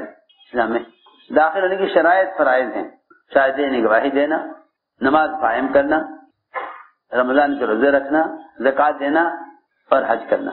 یہ اسلام میں داخل ہونے کی شرائط ہیں. اسلام میں داخل ہونے کی شرائط ہیں. حدیث میں آتا ہے اسلام کی بنیاد 5 چیزیں ہیں. 5 چیزوں پر نہیں, خود 5 چیزیں اسلام کی بنیاد ہیں. تو یہ تو بنیاد ہے, اور آپ جانتے ہیں کہ بنیاد نظر نہیں آتی. کسی بھی عمارت کی بنیاد ہوتی ہے تو بنیاد تو زمین کے اندر چلی جاتی ہے. کیوں بھائی, ایسا ہی ہے نا, بنیاد جاتی ہے زمین کے اندر, اس پر عمارت قائم کی جاتی ہے, اس پر عمارت قائم کی جاتی ہے. بنیاد پر, بغیر بنیاد کی عمارت قائم نہیں رہ سکتی. اور بنیاد ڈال دیں آپ, عمارت نہ بنائیں تو کوئی فائدہ نہیں, کوئی فائدہ نہیں. اس لیے کہ آپ کی تمام ضروریات, بارش سے بچنا, دھوپ سے بچنا, گرمی سردی سے بچنا, رات کو آرام اور سکون اختیار کرنا, اس سب کے لیے عمارت ضروری ہے. ایسا ہی ہے نا, سب کے لیے عمارت ضروری ہے. عمارت کے بغیر ضرورت نہیں پوری ہوگی, اور بنیاد کے بغیر عمارت قائم نہیں ہوگی. یہ وہی بات کہ بنیاد فرائض ہیں, اور معاملات, اخلاق اور معاشرہ جو انسان کی اصل زندگی ہے وہ یہ عمارت ہے. معاملات, اخلاق اور معاشرہ یہ انسان کی ضروریات میں سے ہیں, معاملات, اخلاق اور معاشرہ. اسی لیے فرمایا کہ بغیر عبادات کی عمارت قائم نہ ہوگی, اور بغیر عمارت کی ضرورت پوری نہ ہوگی. معلوم ہوا کہ فرائض اسلام کی بنیاد ہیں. تو اسلام کیا ہے سر؟ یہ تو بنیاد ہو گئی. اسلام کیا ہے کہ معاملات, اخلاق اور معاشرہ یہ عمارت ہے. اس عمارت کے بغیر لوگ کہیں میاں نماز روزہ تو آپ جانا، آپ کا اللہ جانے، معاملات اچھے ہونے چاہیے، کہ ہو ہی نہیں سکتا، یہ ہو ہی نہیں سکتا کہ آدمی کے معاملات اور معاشرہ اچھا ہو جائے عبادات کے بغیر. کیونکہ آپ جانتے ہیں کہ چھوٹی عمارت ہو یا بڑی عمارت ہو بغیر بنیاد کے قائم نہیں رہ سکتی. آپ نے دیکھا ہوگا چھوٹے چھوٹے بچے یہ ریت کے اندر کھیلتے ہیں، مکان بناتے ہیں، کیا کہتے ہیں، ریت میں مکان بناتے ہیں. چھوٹے چھوٹے کھیل بچوں کے ہوتے ہیں. جہاں عمارت بن رہی ہوتی ہے وہاں بچے آ کر ریت میں کھیل کرتے ہیں، دن بھر کی کوشش سے مکان بناتے ہیں. جی ہاں، وہ ایک اشارے سے ٹوٹ جاتا ہے. تو میں نے عرض کیا کہ اسی طرح وہ دین قائم نہیں رہ سکتا جس کی بنیاد فرائض پر نہ ہو. تو یہ جماعت آپ کے پاس آئی، 7 آدمیوں کی جماعت تھی. آپ دیکھ کر ہی سمجھ گئے ہماری حیت کو، ہمارے لباس اور شکل کو کہ یہ ایمان والے ہیں، یہ ایمان والے ہیں. ورنہ میرے دوستو عزیزوں، اس زمانے میں مسلمان اسلام کو اتنا چھپاتا ہے، اس زمانے میں مسلمان اسلام کو اتنا چھپاتا ہے کہ نام پوچھنا پڑتا ہے سلام کرنے کے لیے. کیا کریں، آپ کا کیا نام ہے؟ تو وہ نام بتائے گا. اول تو یوتھ پریشان ہو جائے گا، نام کیوں پوچھ رہے ہیں میرا. آج کل کے حالات میں آدمی نام بتاتے بھی ڈرتا ہے. یہ کیا بات ہے، کیوں پوچھ رہے ہیں؟ نام پوچھ رہے ہیں آپ، کیوں پوچھ رہے ہیں؟ حالانکہ وہ نام پوچھ رہا ہے سلام کرنے کے لیے. اس لیے نام معلوم نہ ہو سلام کرنا جائز نہیں. جب تک نام معلوم نہ ہو تو سلام کرنا جائز ہی نہیں ہے. سلام کرنا جائز ہی نہیں جب تک آپ کو نام معلوم نہ ہو. نام سے پتہ چلے گا کہ آیا یہ سلام کے مستحق ہیں یا نہیں. مسلمان ہیں تو سلام کرو، کافر ہے تو سلام کرنا جائز نہیں. یہ کیسے پتہ چلے؟ کہ نام سے. کہ کیوں؟ کہ مسلمان تو ایسا تھا کہ اس کی اسلام کی علامتوں سے مسلمان ایسا ظاہر اور مسلمان ایسا معروف تھا کہ دور سے دیکھ کر آدمی سمجھ رہے کہ مسلمان ہے. تو میں نے عرض کیا کہ حدیث میں آتا ہے کہ کسی کو جان پہچان کی وجہ سے سلام کرنا قیامت کی نشانیوں میں سے. یا تو اس لیے حدیث کا مطلب ہے، یا تو اس لیے کہ قرب قیامت میں مسلمانوں کے آپس کے تعلقات اور آپس کی محبتیں بھی ختم ہو جائیں گی کہ جن سے کوئی رشتہ داری یا جان پہچان ہوگی لوگ انہیں کو سلام کریں گے. لوگ سلام ان سے کریں گے جن سے جان پہچان ہوگی. اس لیے فرمایا کہ قیامت کے قریب آنے کی علامت ہے یہ کہ آدمی سلام کرے گا جان پہچان کی وجہ سے. التسلیم بالمعرفہ من اشراط الساعہ، یہ سلام کرنا یہ جان پہچان کی وجہ سے ہوگا. یا اس لیے کہ مسلمان اتباع سنت کو ایسا چھوڑ دے گا کہ امت میں سلام عام نہیں رہے گا. امت میں سلام عام نہیں رہے گا. جس کو آپ مسلمان پہچانیں گے اس کو سلام کریں گے. صرف یہ بھی حدیث کا مطلب ہو سکتا ہے التسلیم بالمعرفہ من اشراط الساعہ، کہ جان پہچان سے سلام کرنا قیامت کی نشانیوں میں سے ہے.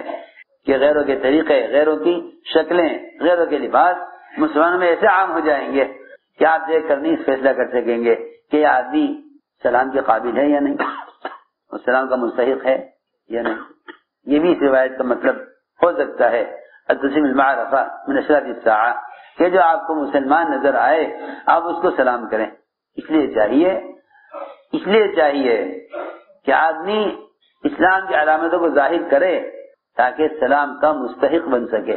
حدیث میں آتا ہے کہ سلام اللہ کا نام ہے جس کو اللہ نے تمہارے درمیان اتارا ہے. سلام اللہ کا نام ہے جس کو مسلمانوں کے درمیان اللہ نے اتارا ہے تاکہ تم ایک دوسرے کو اللہ کے اس نام کے ساتھ سلام کرو. یہ تمہارا ایک دوسرے کو سلام کرنا یہ ایک دوسرے کے لیے دعا اور رحمت ہوگا.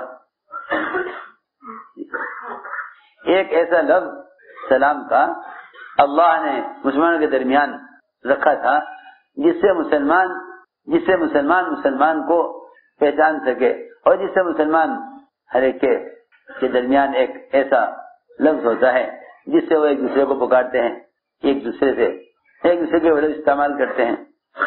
وہ سارے مسلمانوں کے لیے سلام نازل کیا گیا جو اللہ کے ناموں میں سے ایک نام ہے.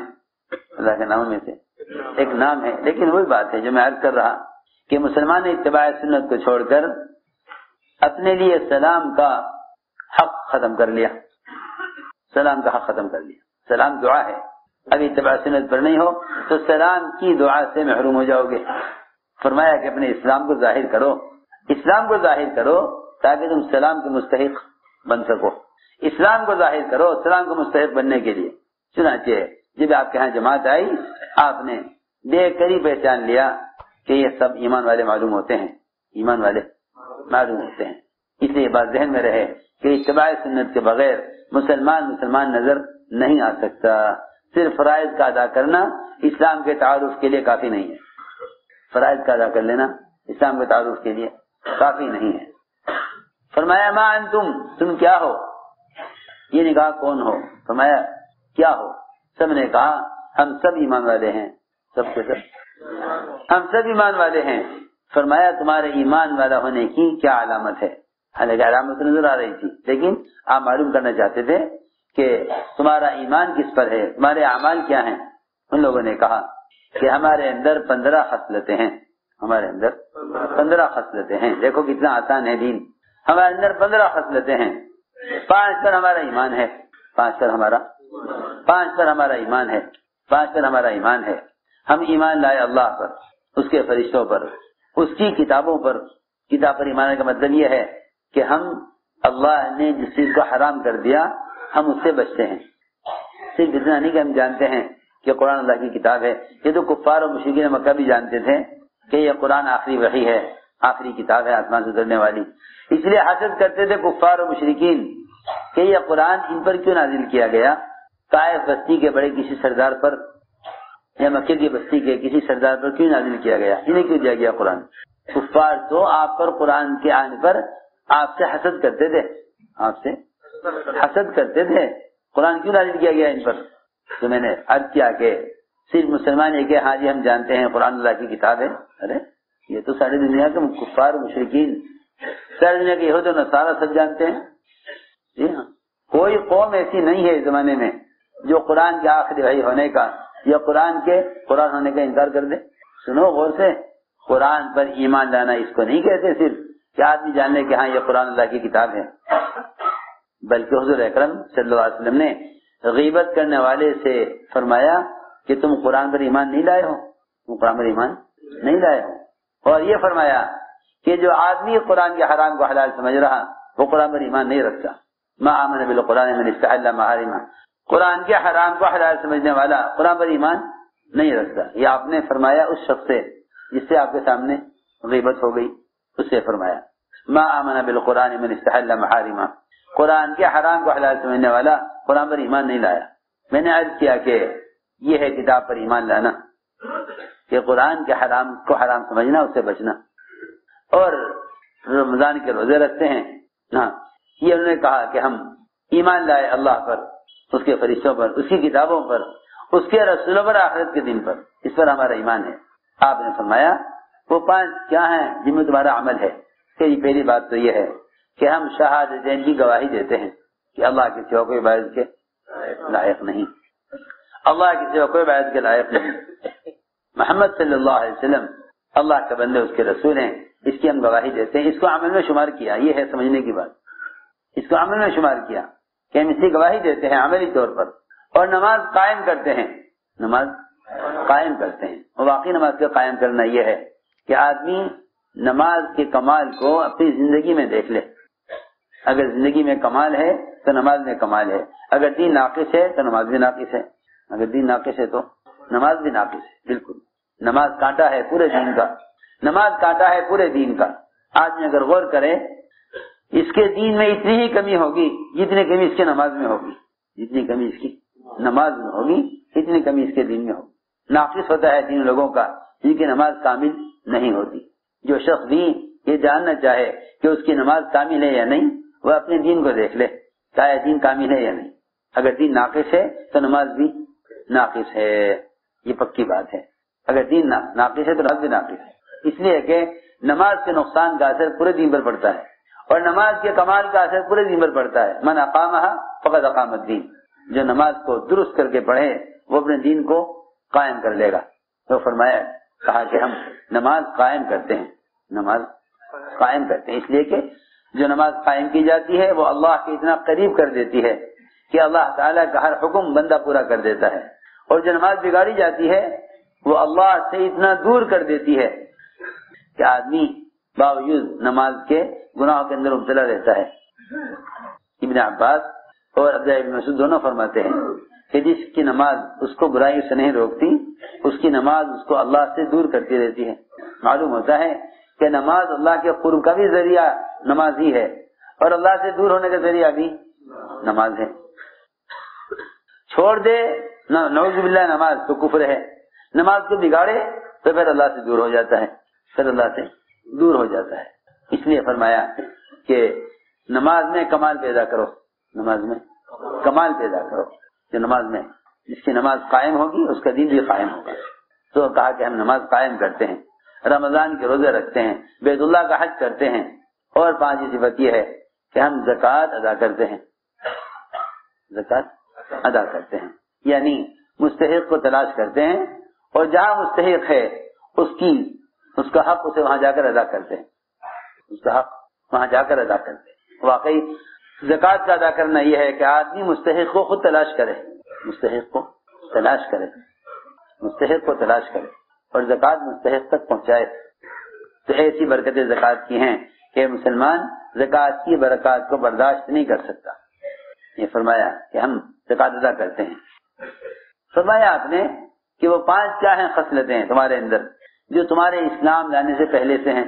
انہوں نے عرض کیا کہ ہمارے اندر 5 خصلتیں ہیں زمانے جاہلیت سے، چاہیں تو ہم ان کو باقی رکھیں، آپ چاہیں تو ہم ان کو چھوڑ دیں۔ کہا کہ ہمارے اندر سب سے پہلی صفت یہ ہے کہ ہمارے اندر صبر ہے، ہمارے اندر صبر ہے۔ اور واقعی حدیث میں آتا ہے کہ آدھا صبر ایمان ہے، آدھا ایمان صبر ہے، آدھا ایمان شکر ہے۔ میں 2 صفتیں پیدا ہو جائیں نا، صبر اور شکر کی، تو کامل ایمان والا ہو جاوے بندہ۔ لیکن کیونکہ نہ صبر کی خبر کسے کہتے ہیں نہ شکر کی خبر کسے کہتے ہیں، یہ کہیں کہ شکر تو یہ ہے کہ آدمی تنگی میں اور فراخی میں، صحت میں اور بیماری میں، خوف میں اور امن میں، اچھے حالات میں برے حالات میں عبادت میں کمی نہ کرے، یہ تو شکر کا تقاضا ہے۔ عبادت میں کمی نہ کرے، یہ نہیں کہ آدمی فراخی میں عبادت میں کمی کرے، کہ نہیں فراخی میں عبادت میں اور زیادتی کرے۔ تو فرمایا کہ شکر تو یہ ہے کہ تنگی اور فراخی میں عبادت میں زیادتی کرے، اور صبر یہ ہے کہ حالات کے مقابلے میں حکم پر جمے، یہ نہیں کہ حالات ہیں تکلیف برداشت کر لو۔ یہ بات سمجھ میں آنے والی نہیں ہے کہ جو حالات گناہوں کی وجہ سے آئیں آدمی ان پر صبر کر لے تاکہ صبر کرنے سے حالات ٹھیک ہو جائیں۔ یہ بات ہمیشہ یاد رکھو، جو حالات گناہوں کی وجہ سے آئیں گے وہ صبر کرنے سے ٹھیک نہیں ہوں گے، جو حالات گناہوں کی وجہ سے آئیں گے وہ صبر کرنے سے ٹھیک نہیں ہوں گے۔ انبیاء علیہ السلام پر جو حالات آتے ہیں اور صحابہ پر جو حالات آئے ہیں، وہ حالات آئے ہیں حکم کو پورا کرنے کے ساتھ، تو وہ حالات، ان حالات میں صبر کرنا فوراً مدد کو لے آیا۔ ہم پر جو حالات ہیں گناہوں کی وجہ سے ہیں، ان پر جو حالات ہیں اطاعت کے ساتھ تھے، تو جو حالات اطاعت کے ساتھ آئیں گے ان میں صبر کرنا تو مدد کو فوراً لے آئے گا، اور جو حالات گناہوں کی وجہ سے آئیں گے ان پر صبر کرنے سے اللہ کی مدد نہیں آئے گی۔ یہ سمجھنے کی بات ہے۔ لوگ کہتے ہیں صبر کرو، ہے نا، میری بات یاد رکھو، گناہوں کے ساتھ صبر کرنا ایسا ہے جیسا پولیس کی پٹائی پر چوروں کا صبر کرنا، پولیس کی پٹائی پر چوروں کا صبر کرنا، چور بھی صبر کرو، کیا کریں، صبر کرو، یہ صبر کرو کیا مطلب کہ ہم تو کچھ کر نہیں سکتے، بندے ہوئے ہیں، پٹائی ہو رہی ہیں، جیلوں میں تھانوں میں پولیس والے مار رہے ہیں، اگر سارے چور مل کر بد دعا کریں پولیس والوں کے لیے تو ان پر عذاب نہیں آئے گا۔ اس زمانے میں مسلمان غیروں کے لیے بد دعا کرنے پر لگا ہوا ہے، اور یہ پکی بات ہے کہ اگر مسلمان غیروں کے طریقے اختیار کرے پھر ان کے لیے بد دعا کرے تو اللہ تعالی ایسے مسلمان کی بد دعا قبول نہیں کریں گے۔ سیدھی بات ہے، کیونکہ تم انہی کے طریقوں پر چلو اور انہی کے لیے بد دعا کرو، یہ کیسے ہو سکتا ہے؟ وہ تو شکر کرو کہ بد دعا قبول نہیں ہوتی، ورنہ سمجھتے تھے یہ ایسا ہے کہ آدمی ایک شاخ پر بیٹھا ہوا اسی کو کاٹ رہا ہو، ایک شاخ پر بیٹھا ہوا ہے اور اسی کو کاٹ رہا ہے، تو یہ باقی رہے گا کہ نہیں، اس شاخ کے ساتھ یہ بھی گرے گا، آپ سوچئے تو صحیح، ساری زندگی کا مدار تو مسلمانوں نے رکھا غیروں پر اپنا، یہ کھلائیں گے تو کھائیں گے، یہ ریزرویشن دیں گے تو لیں گے، یہ تنخواہ دیں گے تو پھلیں گے، ان کے طریقوں پر رہیں گے تو جئیں گے. سنو تو صحیح، ساری زندگی کا مدار تو رکھا غیروں پر، فرض کرنے بیٹھے بد دعا غیروں کے لیے. کیوں؟ اس لیے کرتے ہیں لوگ بد دعا غیروں کے لیے کہ انہوں نے ہمارا خواہش کا نقشہ توڑ دیا، اور اللہ تعالیٰ بد دعا قبول کریں گے نہیں کہ تم ان کے طریقے پر چلے کیوں، ان کے طریقوں پر چلے کیوں. عجیب بات ہے، مسلمانوں کو طریقے بھی غیروں کے چاہیے اور ان کی ہلاکت بھی چاہیے. ارے تم ان کے طریقے اختیار کر کے ان کی ہلاکت چاہتے ہو تو پھر ہلاکت میں اور حالات میں اور آنے والے مصائب میں تم سب مشترک ہوگے. جو حالات ان پر آئے ہیں تم پر بھی آئیں گے. ہاں تم ان کے طریقوں سے الگ ہو جاؤ، ان کے طریقوں سے الگ ہو جاؤ، پھر جو حالات آئیں گے اللہ ان حالات میں تمہیں بچا لیں گے، حالات میں تمہیں بچا لیں گے. میں نے عرض کیا کہ صبر و شکر اسے کہتے ہیں کہ آدمی تنگی میں اور فراخی میں اللہ کی عبادت میں کمی نہ کرے. یہ شکر ہے، یہ شکر ہے. اور صبر یہ ہے کہ حالات میں حکم پر جمے، حالات میں حکم پر جمے، حالات میں حکم پر جمے، اس کو صبر کہتے ہیں. تو نے کہا ہمارے اندر صبر ہے، ہمارے اندر شکر ہے. اور ہمارے اندر ایک صفت یہ بھی ہے کہ ہم اللہ تعالیٰ کے ہر فیصلے سے راضی رہتے ہیں، اللہ کے ہر فیصلے سے راضی رہتے ہیں جو بھی اللہ کا فیصلہ ہمیں منظور ہے. ایک ہمارے اندر صفت یہ ہے کہ اگر ہمارے دشمن پر کوئی مصیبت آتی ہے تو ہم اس سے خوش نہیں ہوتے. یہ اخلاقی تقاضا ہے کہ آدمی دشمن پر آنے والی مصیبت سے خوش نہ ہو. اور ایک صفت یہ ہے ہمارے اندر کہ ہم جس بات کو طے کر لیتے ہیں اس پر جم جاتے ہیں. ہم میدان چھوڑ کر بھاگتے نہیں، میدان چھوڑنے والے نہیں. یہ 5 باتیں ہمارے اندر زمانے جاہلیت سے ہیں. اپنی بات پر جمنا، میدان میں ڈٹ کر رہنا، اور صبر اور شکر کرنا، اور اللہ کے فیصلے سے راضی رہنا، اور دشمن پر آنے والی مصیبت سے خوش نہ ہونا. یہ ہمارے اندر 5 خصلتیں زمانے جاہلیت سے ہیں. آپ نے سن کر فرمایا صرف یہ 15 باتیں، 5 پر ایمان، 5 پر عمل اور 5 زمانے جاہلیت کی. آپ نے فرمایا کہ ان کے اندر اتنے اعلیٰ خصلتیں ہیں کہ قریب تھے کہ سب کے سب نبی ہو جاتے. یہ نہیں فرمایا کہ ولی ہو جاتے، فرمایا کہ قریب تھے کہ سب کے سب نبی ہو جاتے. فرمایا قریب تھے سب کے سب نبی ہو جاتے. کادوا یکونوا انبیاء. اتنی اعلیٰ خصلتیں ان کے اندر ہیں کہ قریب تھے کہ سب کے سب نبی ہو جاتے. میرے دوستو عزیزوں، اس لیے ہمیں چاہیے کہ ہم اس محنت کے ذریعے اپنے اندر یہ صفات پیدا کریں. سب سے بنیادی بات یہی ہے کہ اللہ تعالی ہم سے جو چاہتے ہیں ہم اس کو پورا کرنے کے لیے اپنی چاہت کو قربان کر دیں. اترک ما اريد لما تريد، کہ میں اپنی چاہت کو چھوڑتا ہوں اے اللہ تیری چاہت کے لیے. اترک ما اريد لما تريد، اترک ما اريد لما تريد، میں اپنی چاہت کو چھوڑتا ہوں تیری چاہت کے لیے. بس اس لیے فرمایا کہ مجاہد اور مہاجر اصل وہ ہیں. اور افضل ترین جہاد یہ ہے کہ آدمی اپنے نفس کے خلاف جہاد کرے. جو آدمی اپنے اندر کے دشمن کے مقابلے سے ناکام ہو جائے وہ باہر کے دشمن کے مقابلے میں کامیاب نہیں ہو سکتا. اصولی بات ہے. آپ اندازہ کریں ایک آدمی آستین میں سانپ چھپائے ہو اور جنگلوں کے سانپوں کا سے خطرہ ہو. کیسے؟ نہیں، خطرہ تو اس سانپ سے ہے جو گھر کے اندر ہے، خطرہ اس سانپ سے جو گھر کے اندر ہے، جنگل کے سانپوں سے کوئی خطرہ نہیں ہے. اصل بات یہ ہے کہ تمہارا سب سے بڑا دشمن وہ تمہارے پہلو میں ہے. تو میں نے عرض کیا کہ افضل ترین جہاد یہ ہے کہ آدمی نفس کے خلاف جہاد کرے، اور افضل ترین ہجرت یہ ہے کہ آدمی اپنے نفس کے خلاف اور اپنے نفس سے رخ پھیرے. یہ سب سے افضل ہجرت ہے. وطن چھوڑنا، ملک چھوڑ دینا، یہ تو بہت بات کی بات ہے، کیونکہ جب آدمی دین پر چلنے سے مجبور ہو جاتا ہے تو وطن چھوڑتا ہے.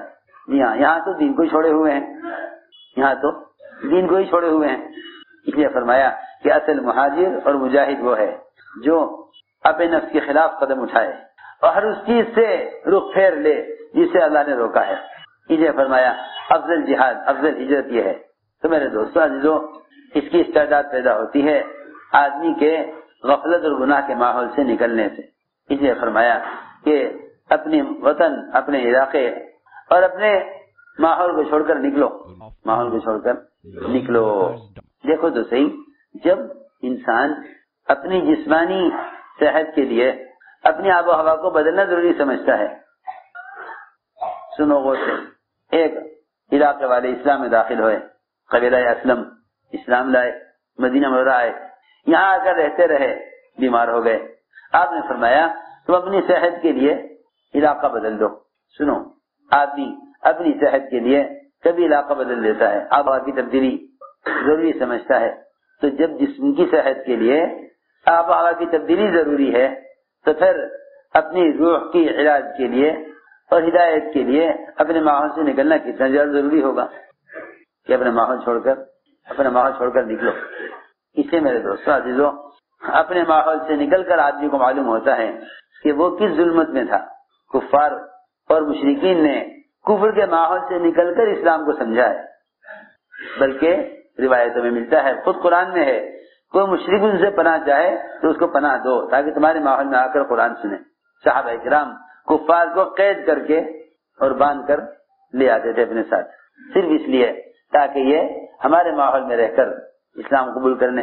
کفر کے ماحول سے کفار کو نکالا جاتا تھا، اسلام کے ماحول میں رکھا جاتا تھا۔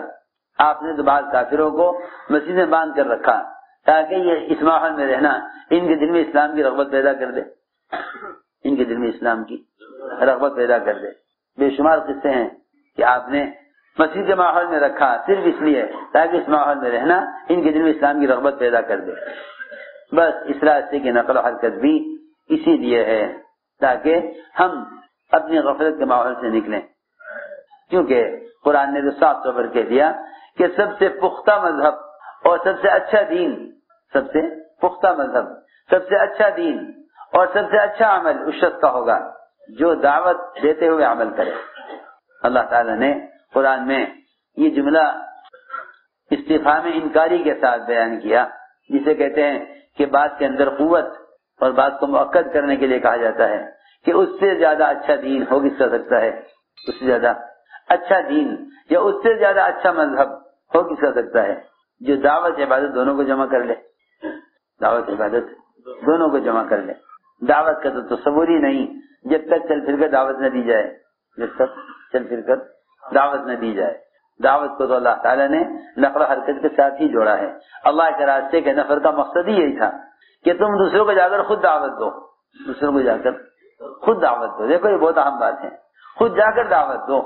یہ جتنے بھی نشر و اشاعت کے ذرائع ہیں یہ خارجی چیزیں ہیں، عملی سرمایہ خود انسان ہے، عملی سرمایہ خود انسان۔ میری بات یاد رکھنا، مسلمان کے دعوت عبادت کے لیے اپنے بدن کا استعمال مجاہدہ ہے، اور ہدایت کا وعدہ مجاہدے پر ہے، ہدایت کا وعدہ مجاہدے پر ہے۔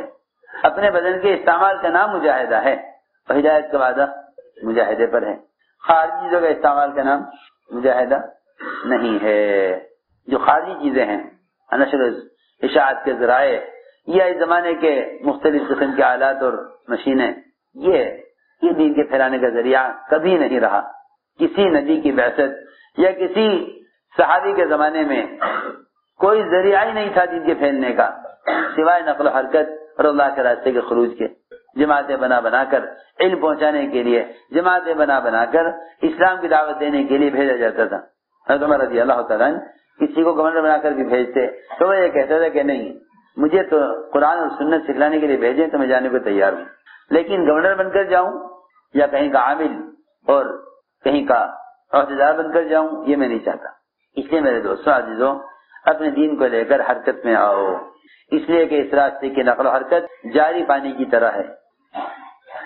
اس راستے کی نقل و حرکت جاری پانی کی طرح۔ جاری پانی کے دو فائدے ہیں، جہاں جہاں سے پانی گزرتا ہے وہاں کے آس پاس کی زمین نرم اور سرسبز، اور وہاں کے آس پاس کی زمینوں سے بڑے نفع حاصل ہوتے ہیں۔ دوسرا فائدہ یہ ہے کہ جاری پانی پاک رہتا ہے۔ جاری پانی آپ کو معلوم ہونا چاہیے کہ ناپاک صرف کنویں کا پانی ہوتا ہے، ناپاک ہو جاتا ہے صرف کنویں کا پانی، ناپاک ہو جاتا ہے صرف کنویں کا پانی۔ کوئی گندگی گر جائے، چوہا گر کے مر جائے، بلی گر کے مر جائے، اس کے مختلف احکام ہیں، اتنا پانی نکالو، اتنا پانی نکالو۔ بعض ایسی بھی حالات ہیں کہ گویا کا سارا پانی نکال کر کنویں کو پاک کیا جائے، کیونکہ پانی کنویں کا پانی رکا ہوا ہے، کنویں کا پانی رکا ہوا ہے. اس میں گندگی گر جائے تو اس کو پاک کرنے کے لیے سارا پانی بھی نکالنا پڑتا ہے. لیکن آپ کو معلوم ہے کہ نہر کا پانی کتنی بھی گندگی گر جائے اس گندگی کا کہیں پتہ ہی نہیں چلے گا کہاں گئی. آپ کنویں کے آپ جو ہیں نہر کے کنارے بیٹھ کر پیشاب کر لیں اور وہیں وضو بھی کر لیں، وہ کہاں گیا پیشاب؟ کہ پیشاب کی تو یعنی کیا کہنا چاہیے کہ اس کا تو وجود ہی ختم ہو گیا، پیشاب کا وجود ہی ختم ہو گیا. پانی کے بہاؤ نے پیشاب کا وجود ہی ختم کر دیا. میں تم سے یقین سے کہتا ہوں کہ اللہ کے راستے کی نقل و حرکت مغفرت کا، تزکیے کا ایسا ذریعہ ہے. جس طرح جاری پانی پاک رہتا ہے اور دوسروں کو بھی پاک کر دیتا ہے، یہ جاری پانی کی خاصیت ہے کہ پاک ہونا، پاک کرنا. جاری پانی طاہر اور مطہر دونوں ہوتے ہیں. پاک رہنا، پاک کرنا، یہ جاری پانی کی خاصیت ہے. اسی لیے حضور اکرم صلی اللہ علیہ وسلم نے ابھی لاہب علم کی مثال بادل سے دی ہے، اور بادل کے پانی کو مائع طہور کہا ہے کہ پاک پانی ہے. اس طرح فرمایا کہ اپنے دین کو لے کر حرکت میں آؤ تاکہ ہمارے اندر یہ صفات اور اللہ کے راستے کے نقل و حرکت سے اپنے دین پر استقامت ہو، اور اس راستے کی نقل و حرکت سے ہمیں ہمارے دین میں پختگی حاصل ہو، اور اللہ کے راستے کے مجاہدے سے اور اس محنت سے اطاعت کا مزاج بنے. اس لیے میرے دوستوں عزم کرو کہ انشاءاللہ ہمیں اپنی ذات سے کرنا ہے اور ساری امت تک دین کو پہنچانا ہے. ہمیں لے کر کے فرماؤ جو علماء سال کے لیے آئے ہیں وہ سال پیش کریں، جو علماء سال لگائے ہوئے ہیں وہ عرب کے سال کے لیے پیش کریں. کہاں سے آئے؟ مہاراشٹر کولہاپور سے. ماشاءاللہ، اللہ قبول فرما. جی 5 مہینے کے لیے کتنے خرچے سے؟ 3 لاکھ حیدرآباد کی جماعت. ماشاءاللہ، اللہ قبول فرما. اور فرما جی دوسرا سال کہاں سے ہیں؟ بنگلہ دیش. ماشاءاللہ، اللہ قبول فرما. سری لنکا سے. ماشاءاللہ، اللہ قبول فرما. اور فرما بھائی آپس میں ایک دوسرے کی تشکیل بھی کرو، ایک دوسرے سے بات کرو. امت پر جو حالات ہیں